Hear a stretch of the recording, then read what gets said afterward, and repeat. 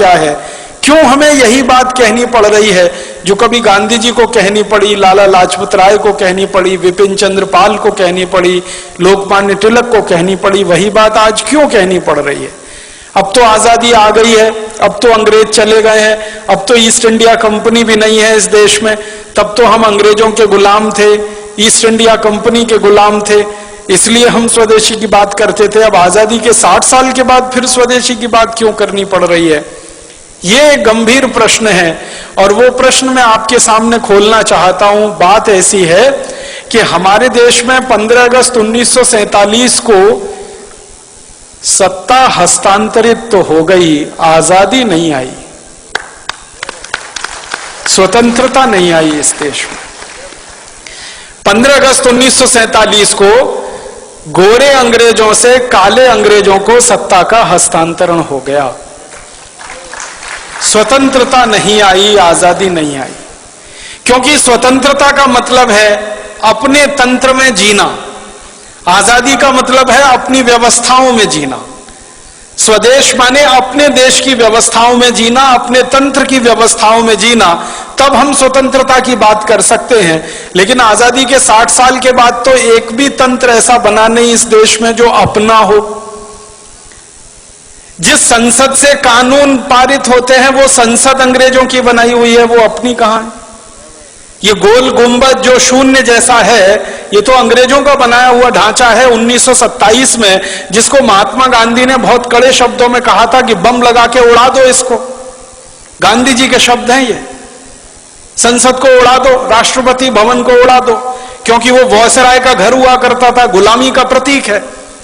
तो गांधी जी से किसी ने कहा कि बापू आप तो अहिंसा वाले आदमी हैं और आप कह रहे हैं इसको उड़ा दो, तो उन्होंने कहा गुलामी के प्रतीकों को संभाल कर नहीं रखा जाता।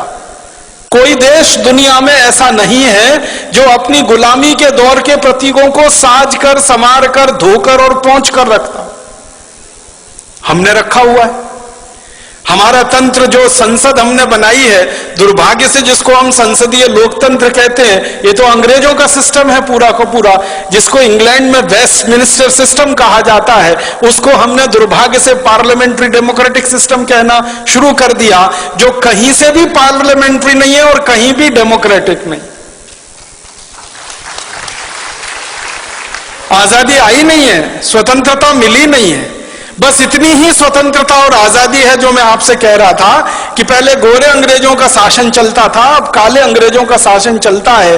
व्यवस्थाएं सबकी सब वही हैं, कानून सबके सब वही हैं, नीतियां सबकी सब वही हैं। सब कुछ अंग्रेजों के जमाने का आज भी चल रहा है इस देश में। इसलिए हमको आज भारत स्वाभिमान की तरफ से स्वदेशी की बात फिर करनी पड़ रही है, क्योंकि सब कुछ अधूरा है 15 अगस्त 1947 के बाद। मैं आपको बहुत दुख के साथ एक बताना चाहता हूं, अंग्रेजों ने भारत को गुलाम बनाया और भारत जैसे 50 देशों को गुलाम बनाया। उनमें से कुछ देश हैं जैसे कनाडा है, ऑस्ट्रेलिया है, न्यूजीलैंड है, ये एक ग्रुप के देश हैं। भारत है, पाकिस्तान है, बांग्लादेश है, ये दूसरे ग्रुप के देश हैं। मॉरिशस है, श्रीलंका, ये तीसरे ग्रुप के देश हैं। ये ग्रुपिंग किस तरह की है? अंग्रेजों ने 3 तरह के देश गुलाम बना के रखे थे। एक देश को अंग्रेज कहा करते थे self governing colonies. Self governing colonies में ये था कनाडा, ऑस्ट्रेलिया, न्यूजीलैंड, ये अंग्रेजों का गुलाम था, लेकिन इनकी कैटेगरी थी सेल्फ गवर्निंग कॉलोनीज। माने वो देश कुछ कुछ अपने हित के कानून खुद भी बना सकते थे, लेकिन ज्यादा कानून अंग्रेज बनाते थे। दूसरे ग्रुप में श्रीलंका, मॉरिशस जैसे देश थे, जिनको क्राउन कॉलोनीज कहा जाता था उस जमाने में। क्राउन कॉलोनीज में श्रीलंका था, मॉरिशस था, ये सूरीनाम वगैरह ये देश थे। और तीसरा था डिपेंडिंग कॉलोनीज, उनमें भारत, पाकिस्तान वगैरह वगैरह थे। डिपेंडिंग कॉलोनीज सबसे खराब गुलामी का ढांचा था, सबसे खराब गुलामी का। उसमें क्या होता था कि आपको अपने हाथों, अपने देश के लिए, अपनी व्यवस्थाओं के लिए कुछ भी करने का अधिकार ही नहीं है। सब कुछ अंग्रेजों के पास है, आप तो उनके पूरे डिपेंडेंट हैं। तो वो हम डिपेंडेंट अंग्रेजों के हो गए, क्योंकि हमारे यहाँ गुलामी आ गई और वो हमारी कुछ छोटी मोटी गलतियों से आ गई। ईस्ट इंडिया कंपनी यहाँ व्यापार करने के लिए घुस गई।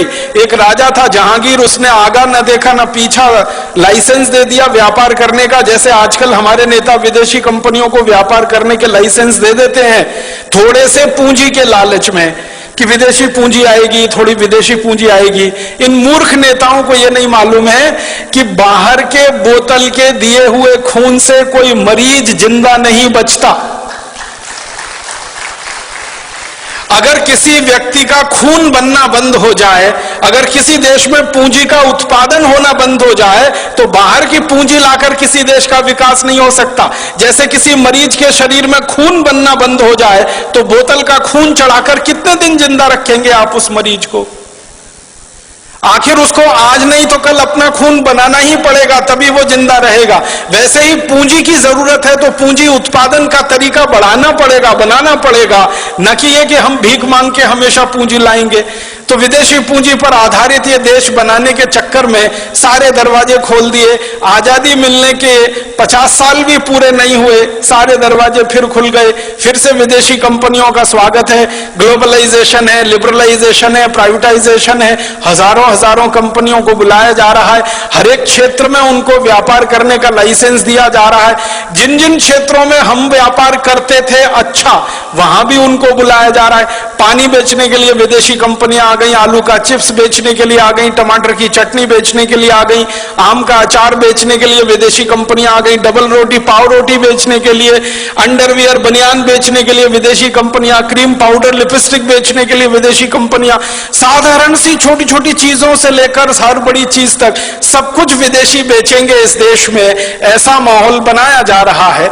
और उसी में जीएम फूड वाली विदेशी कंपनियों के लिए भी लाइसेंस दिए जा रहे हैं और उनको भी यहां बुलाया जा रहा है। जिनको बुलाने को दुनिया का कोई देश तैयार नहीं है, उनको भारत सरकारें दरवाजा खोल के बुला रही हैं। आइए हमारे यहां, जो करना है करिए, बस थोड़ा सा हमको पूंजी निवेश की जो जरूरत है उसमें पूर्ति होती रहे, थोड़ा टैक्स मिलता रहे और नेताओं को वाइंडिंग अप चार्जेस मिलते रहे, रिश्वत मिलती रहे, घूस मिलती रहे। हर विदेशी कंपनी के लिए दरवाजा खुला है। ऐसा लगता है कि भारत कोई खैराती धर्मशाला हो गया है जिसमें हर एक के लिए दरवाजा खुला है, सबको बुलने आने की खुली छूट है। अभी थोड़े दिन पहले हम जिनको भगा रहे थे भारत छोड़ो, अब उनको बुला रहे हैं वापस आओ। 1942 में महात्मा गांधी का नारा था इस देश में, क्रांतिकारियों का नारा था क्विट इंडिया, छोड़ो भारत। अब हमारे देश के प्रधानमंत्री और मुख्यमंत्रियों का नारा है निट इंडिया, वापस आओ, KNIT, फिर जुड़ जाओ हमारे देश से। तो इतनी बेशर्म हमारे देश में नेतागिरी आई है, क्योंकि मैंने पहले ही कहा कि ये गोरे अंग्रेजों की जगह काले अंग्रेजों ने ले ली है। दिल दिमाग उनका वैसे ही चलता है जैसे अंग्रेजों का चलता था। आज हमारा देश दुर्भाग्य से पूरा का पूरा खतरे में है, क्योंकि ऐसे नेता देश में कुर्सी पर काबिज हैं जो हर क्षेत्र में विदेशी कंपनियों को बुला रहे हैं। उन्होंने इतिहास से सबक नहीं सीखा है कि एक गलती जहांगीर ने की थी जिसकी सजा पूरे देश ने 200 साल भुगती थी।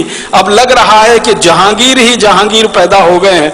मुझे तो कई बार ये व्यंग में कहने को मन करता है, जहांगीर मरा नहीं है, उसी की आत्मा हमारे देश के नेताओं में प्रवेश कर गई है। जो देखो विदेशी कंपनी को लाने के लिए विदेश जा रहा है, लाल कालीन बिछाकर उनका स्वागत कर रहा है।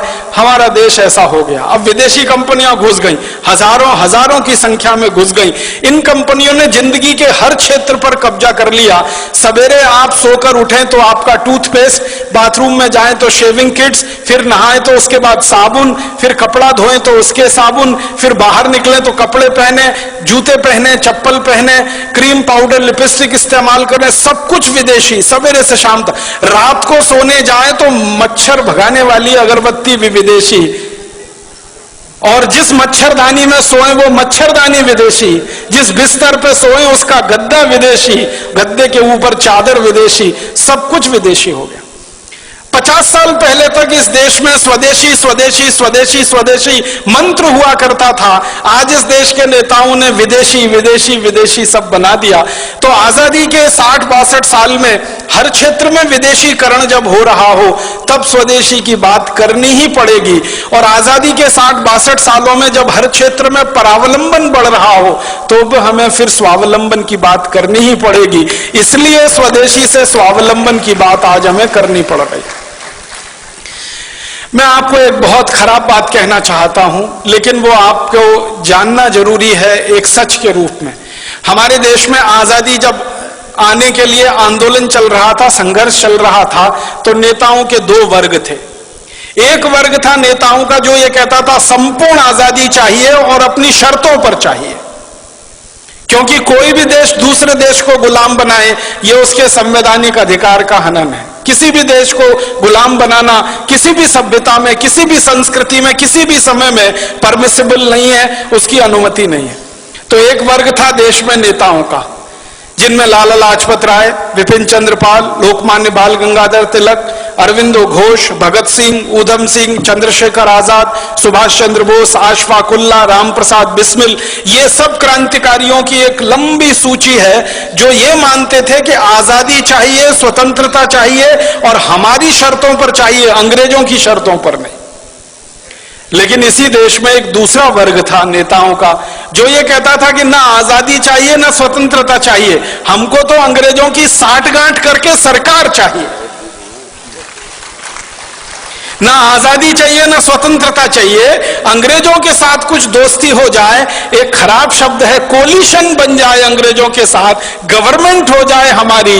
एक नेताओं का वर्ग ऐसा भी था जिसके नेता थे पंडित मोतीलाल नेहरू, जिसके नेता थे फिरोज शाह मेहता, जिसके नेता थे सुरेंद्र नाथ बनर्जी, जिसके नेता थे सुरेंद्र नाथ सेन। ये नेताओं का एक वर्ग था जो ये कहता था अंग्रेजों से गठजोड़ करके किसी तरह भारत में एक ऐसी सरकार बने जिसमें पंडित मोतीलाल नेहरू और उनके सहयोगी मंत्री हो जाएं और अंग्रेजों का प्रधानमंत्री रहे, ये उसके नीचे मंत्री रहे, बस देश में चलता रहे। आजादी की क्या मतलब, स्वतंत्रता का क्या मतलब। तो एक वर्ग था ऐसे नेताओं का जो अंग्रेजों से गठजोड़ करके सरकार बनाना चाहता था, और एक वर्ग था ऐसे नेताओं का जो संपूर्ण आजादी और स्वतंत्रता लाना चाहता था। दुर्भाग्य क्या हुआ, जब यह देश आजाद हुआ तो जिस नेता के हाथ में यह कमान गई या जिन नेताओं के समूहों के हाथ में देश की आजादी की कमान गई, वो वही थे जो अंग्रेजों के साथ मिलकर किसी तरह देश में सत्ता और गठजोड़ करना चाहते थे। तो मानसिकता अंग्रेजियत वाली थी। तो आजादी मिलते ही उन्होंने देश में वो कुछ भी नहीं किया जो होना चाहिए था आजादी के तुरंत बाद। हमारी भाषा विदेशी हो गई क्योंकि हम गुलाम थे। आजादी आई तो भाषा स्वदेशी होनी चाहिए, वो नहीं हो पाई। हमारी भूषा विदेशी हो गई थी जो आजादी के पहले थी, हमारी भूषा स्वदेशी होनी चाहिए थी, वो नहीं हो पाई। हमारा भोजन विदेशी हो गया था अंग्रेजों के समय में, अंग्रेजों के बाद हमारा भोजन स्वदेशी होना चाहिए था, वो नहीं हो पाया। हमारा भजन विदेशी हो गया था अंग्रेजों के जमाने में, वो भजन स्वदेशी होना चाहिए था, वो भी नहीं हो पाया। ना भाषा बदली, ना भूषा बदली, ना भोजन बदला, ना भजन बदला। और तो और भेषज हमारी औषधि जो पूरी स्वदेशी होनी चाहिए थी आयुर्वेद आधारित, वो पूरी की पूरी अंग्रेजियत आधारित एलोपैथी में चला गया। माने आजादी के बाद बदला कुछ नहीं, ना भाषा, ना भोजन, ना भूषा, ना भेषज, ना भजन, कुछ नहीं बदला। बदला क्या, एक ही चीज बदली, माउंटबेटन की जगह पंडित जवाहरलाल नेहरू, माउंटबेटन की जगह उनके मंत्रिमंडल के XYZ, और कुछ नहीं बदला इस देश में, सबका सब वैसे का वैसा ही रहा। हमारे देश में संविधान सभा बनाई गई, संविधान सभा में बार बार बहस हुई भाषा के सवाल पर, लेकिन उस मामले को पीछे लटकाया गया। बार बार बहस हुई कि अंग्रेजों का कोई प्रतीक हमें नहीं रखना है इस देश में, उसको ऐसे ही लटका के छोड़ दिया गया। सारी की सारी संविधान सभा की बहस बेकार हो गई जब 1935 के गवर्नमेंट ऑफ इंडिया एक्ट को भारत का संविधान बना दिया हमारे देश के लोगों ने। बहुत दुख और अफसोस होता है, गवर्नमेंट ऑफ इंडिया एक्ट अंग्रेजों ने बनाया था भारत को 1000 साल गुलाम बनाकर भारत पर शासन करने के लिए, वो हमारे देश का संविधान बन गया। गवर्नमेंट ऑफ इंडिया एक्ट का कॉमा फुल स्टॉप और भारत के संविधान का कॉमा फुल स्टॉप आप मिला लीजिए, कोई अंतर नहीं है उसमें। और जब ये बात उठी तो ये कहा गया भाई जल्दी है जल्दी है जल्दी है, इतनी जल्दी में भारत का नया संविधान नहीं बन सकता, तो थोड़ा गवर्नमेंट ऑफ इंडिया एक्ट ले लिया, फिर अमेरिका के संविधान से, कनाडा के संविधान से, ब्रिटेन के संविधान से, यहां से वहां से वो कटिंग पेस्टिंग होती है ना, जैसे पीएचडीज किए जाते हैं ना हमारे देश में, 10 किताबें इकट्ठी कर ली, फिर उसमें से 11 छप गई, वैसे ही दुनिया भर की 10 किताबें इकट्ठी हो गई, 11 हमारी बन गई, भारत का संविधान, जिसका सबसे बड़ा झूठ है वो वाक्य जिसमें कहा गया है हम भारत के लोग इस संविधान को आत्मार्पित करते। कब किया था? कोई बता दे मुझे, भारत के लोगों ने उसको आत्मार्पित? संविधान सभा के कुछ नेताओं ने उसको आत्मार्पित कर लिया, तो वो भारत के लोगों ने आत्मार्पित कर लिया, ये कैसे कह सकते हैं? कभी रेफरेंडम करा के देख ले इस देश में, कब किया था हमने आत्मार्पित उस संविधान? कानून अंग्रेजों ने बनाए 34,735 हिंदुस्तान को गुलाम बनाने के लिए, सारे के सारे कानून बिना कोमा फुल स्टॉप के आज भी चल रहे हैं। इंडियन पुलिस एक्ट अंग्रेजों का बनाया हुआ, इंडियन सिविल सर्विसेज एक्ट अंग्रेजों का बनाया हुआ, इंडियन पीनल कोड अंग्रेजों का बनाया हुआ, क्रिमिनल प्रोसीजर कोड अंग्रेजों का बनाया हुआ, सिविल प्रोसीजर कोड अंग्रेजों का बनाया हुआ, और तो और इंडियन एविडेंस एक्ट अंग्रेजों का बनाया हुआ, इंडियन सिटीजनशिप एक्ट, हम भारत के नागरिक हैं नहीं है ये भी अंग्रेज तय करके गए हैं। उस कानून के आधार पर हम भारत की नागरिकता पाते हैं या नागरिक हो पाते हैं। कानून वैसे ही है, भाषा वैसी है, शिक्षा पूरी की पूरी जो अंग्रेज छोड़कर गए थे वही की वही है, स्वास्थ्य व्यवस्था, चिकित्सा व्यवस्था जो अंग्रेज छोड़कर गए थे वही की वही है। हमारे देश की एक भी व्यवस्था नहीं बदली है सिवाय एक नाम बदलने के, कि जहां पहले माउंटबेटन का नाम होता था, कर्जन का नाम होता था, लिलिथगो का नाम होता था, वॉरेन हेस्टिंग्स का नाम था, क्लाइव का नाम था, वहां पर अब हमारे हिंदुस्तान के कुछ देशी नाम आ गए, व्यवस्था सब की सब वही है। और तो और मैं आपको एक शर्म की बात बता रहा हूं, आजादी मिलने के 50 साल बाद तक हिंदुस्तान की संसद में बजट शाम को पेश होता था, शाम को 5 बजे, आजादी मिलने के 50 साल बाद तक। क्यों?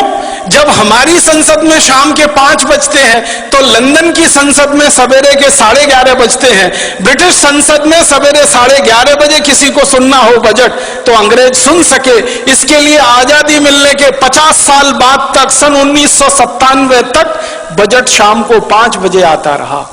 इतनी गुलामी में यह देश रहा है, इतनी गुलामी। अंग्रेजों ने वंदे मातरम को बैन कर दिया था हमारे देश में, आजादी मिलने के 50 साल बाद तक हमारे देश की संसद में वंदे मातरम नहीं गाया जा सका। ये शर्म की बातें हैं हम सब के लिए। तो इसलिए हमारा मानना है, कम से कम मेरा तो मानना है, आजादी आई नहीं है, स्वतंत्र, कम से कम मेरा तो मानना है आजादी आई नहीं है, स्वतंत्रता मिली नहीं है, सत्ता का हस्तांतरण हो गया, गोरे अंग्रेज चले गए, काले अंग्रेज आ गए, देश वैसे ही चल रहा है, व्यवस्था वैसे ही चल रही है। इसलिए न किसानों की हालत सुधरती है, न मजदूरों की हालत सुधरती है, न गरीबों की हालत सुधरती है, न मजलूमों की हालत सुधरती है, क्योंकि ये व्यवस्था जो आज चल रही है ये तो अंग्रेजों ने बनाई थी लूट के लिए, खसोट के लिए, बर्बादी के लिए। आजादी मिलने के बाद अगर व्यवस्था वही चलेगी और आप ये कहो लूट ना हो, तब तो ये होने वाला नहीं है। लूट तो इस व्यवस्था का मुख्य आधार है। पहले अंग्रेज लूटते थे, अब हमारे ही काले अंग्रेज लूटते हैं इस देश को। पहले अंग्रेज लूटते थे इस देश को और लाखों करोड़ों रुपया लंदन लेके जाते थे। एक अंग्रेज का जानकारी देके मैं खत्म कर रहा हूं। रॉबर्ट क्लाइव नाम का एक अंग्रेज था, हिंदुस्तान आया, बंगाल का राजा बन गया, गवर्नर हो गया, लूटना शुरू किया उसने कलकत्ता